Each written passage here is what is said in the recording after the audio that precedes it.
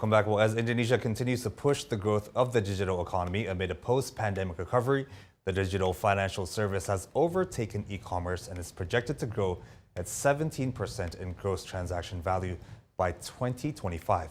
Indonesia also remains resilient despite the current global economic challenges and continues to be one of the top tech investment hotspots. Metro Globe Adi Widodo has the full story and interview.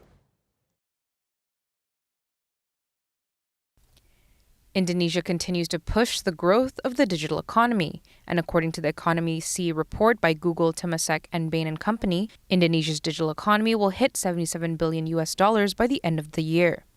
In digital financial services, digital payments are expected to hit $266 billion in gross transaction value and is projected to grow at 17% to reach $421 billion in gross transactional value by 2025. I spoke with Adarsh Baijal, partner and head of digital practice Southeast Asia at Bain & Company, to get an in-depth understanding of how Indonesia's digital financial services have overtaken e-commerce as the top investment sector. There's two aspects to this. One is the growth of the market itself, and the other is the growth of private funding.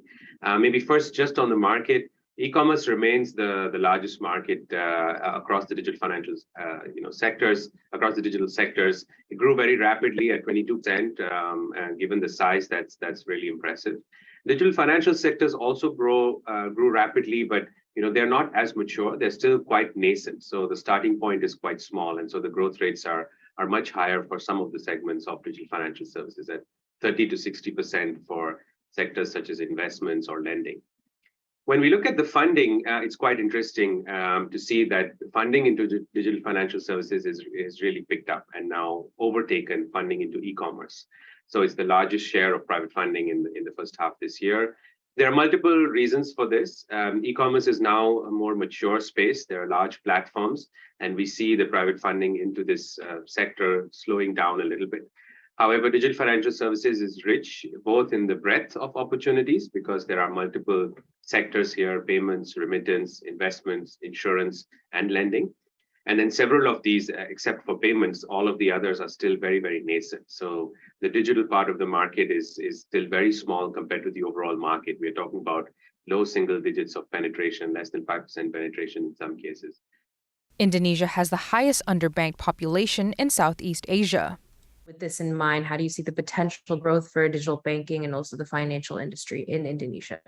Sure. Yes, Indonesia's population is both young, and there's only about a third of the folks that are only 15 to 35 years of age, as well as underbanked or unbanked, as you mentioned. We estimate that almost 80% of the adult population is either unbanked, meaning that they don't have a bank account at all, or underbanked, by which we mean that they may have a bank account, but they don't participate fully in the financial system. So they are not fully insured. They are not able to take part in the investment opportunities that are available. They may not have a credit card because they don't qualify. So they are underbanked. So the large portion of underbanked and unbanked, as you said, definitely creates a much more interesting opportunity and a much larger market opportunity for digital banking compared to other markets like Malaysia or Singapore, where that segment is quite small. So there's a huge untapped opportunity to serve these customers better. The current system doesn't serve them well enough. There are several pain points, which creates the opening for digital banks to come in and disrupt. In the future, we estimate many customers may actually enter the financial system via a digital bank account or some other digital product like a wallet, and not open a traditional bank account as we did in the past. But there are some challenges. Getting the economics right is still quite challenging to serve the underbanked segments because the ticket sizes are smaller, the maturity of the customers is lower. A number of the fintechs have still been focused more on the affluent, well-served customers just to get the economics to work in the first place before they can scale up.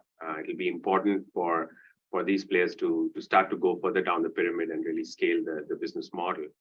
E-commerce, transport, travel, and food delivery are the top 3 digital services in Indonesia and are nearing full adoption rates among digital urban users. There are also distinct trend lines that show the projection of these sectors post-pandemic. After the pandemic kind of started to slow down and we are coming out of it this year, we see really 3 different trend lines, 3 different growth trajectories in terms of how the sectors are changing as they exit from the pandemic. The first is what we call an upward sloping S curve, where you would have things like e-commerce or digital financial services. What we mean by that is that the sectors grew very rapidly in the pandemic years, and they're continuing to grow today. Their growth rate is not maybe as steep as it was last year, but they're continuing to grow. So they're just going from strength to strength. The second group is what we call return to the trend line. So they might have been on a trend line pre-pandemic, and they got a little shot in the arm in the pandemic years, and so got boosted quite a bit last year. And now they're coming back to the trend line that we were seeing over the longer period. So these segments, some of them may have had a slower growth this year, or in some cases, a flattish year, but the outlook still remains quite strong. So we see that they will continue to grow. So these would be like food delivery or several of the media segments, online entertainment. The last group is really the U-shaped recovery. So these sectors actually didn't grow very fast in the pandemic years. So while I mentioned that a lot of the sectors got a boost over the pandemic years, in particular transport and travel took a big hit as the markets went into lockdown over the pandemic. And so both of these sectors shrunk and now are starting to recover in what we are calling a U-shaped recovery. They're both still on the way to recovery, so haven't fully recovered yet. On the transport side, we see Q4 this year starting to look quite healthy. But we'll probably have to see next year whether we return to a full pre-pandemic level for transport. For travel, it's probably going to take more than a year to come back to fully market as it was before the pandemic. So the recovery is still going to take a little bit of time. Indonesia remains a hotspot for tech investment, attracting 25% of total private funding in Southeast Asia. However, amid the current global economic uncertainties, despite some positive signs, pressure remains on what the outcome will be in 2025. Challenges really started coming in, one, during the pandemic for some of the sectors like travel and transport, and then now this year across the board, where we are seeing a global slowdown, concerns over recession, and then global inflation. So we do think that will create some impact in Southeast Asia, while Southeast Asia does look better than some of the other regions. So there are some positive signals that we may not be as badly hit, but we are definitely not immune. So there will be some pressure as we look ahead to 2025. But the first 5 years have already given us enough of a growth to get to that 200 billion. Now we'll have to see how long the period of uncertainty and slowdown remains to see where we end up in 2025. We are estimating at this point we will cross the 300 billion mark by 2025 across the region.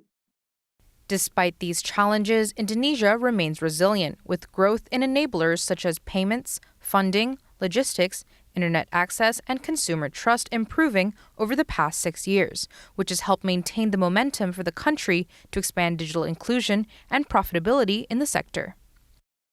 One is, definitely consumer confidence and optimism has remained quite strong in Southeast Asia through the last couple of years and looking ahead as well. And that has been, when I look globally, that has not been the case in several markets where there has been a bit of a slowdown. There's been political turmoil or stagnation, which has led to quite a pessimist outlook on behalf of the consumers. So fortunately for us, in Southeast Asia, the last several years have been quite stable, and consumers have a lot of optimism. So when we survey consumers across the region, they are all looking forward to growth and also striving for growth, which is the right environment for the development of the digital economy. The other thing is that Southeast Asians are spend a lot of time online, and that has been the case even before the digital economy was large. In the early era of social media, you would see metrics of number of hours spent by consumers online was higher than many other parts of the world. So we are wired that way to be spending time online. We are a mobile first region. And so that has helped as well. Fundamentally, where the GDP growth will go is hard to say. There are some positives that, we have regional economy that a lot of which is driven by the consumption in the region, which is of course helpful. We are protected in some for some of the shocks, like the global agri shocks. Somewhat protected in Southeast Asia, given not as much reliant on wheat from Central Asia, for example, or other factors in the energy markets. So there are some other things that are helpful, but equally there are other factors which are challenging. It is a fragmented market across the ASEAN 6 that we look at. There are obviously lots of headwinds when the slowdown of trade and travel between China and Southeast Asia. So there are kind of factors on both sides. We'll have to see how they evolve in terms of the GDP outlook. With Indonesia's continued efforts to attract investment, to grow the digital economy, and build a strong ecosystem for digital players, there's hope to accelerate Indonesia's adoption of the digital age and sustain a positive momentum for future generations to come. For Metro Globe, I'm Audrey Widodo.